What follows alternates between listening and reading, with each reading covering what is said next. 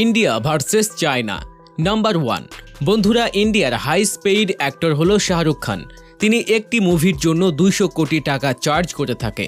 আর এদিকে চায়নার highest paid actor হলো জ্যাকি চ্যান, আর তিনি তার বেশিরভাগ মুভি 300 থেকে 350 কোটি টাকা নিয়ে থাকে।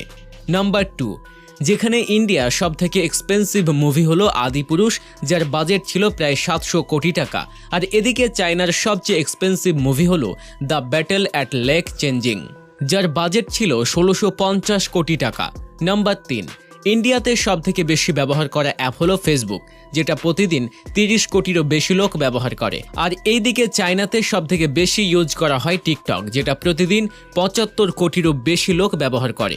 নাম্বার 4, যেখানে ইন্ডিয়ার লোক কিছু জানার জন্য গুগলের ব্যবহার করে থাকে, আর এটাই চায়নার লোক কিছু জানতে হলে বাইদু অ্যাপ ইউজ করে থাকে। আর এর কারণ চায়নাতে গুগল ব্যান করা হয়েছে। তো বন্ধুরা, আপনি কিছু জানতে হলে কোথায় সার্চ করেন? কমেন্টে অবশ্যই জানাবেন।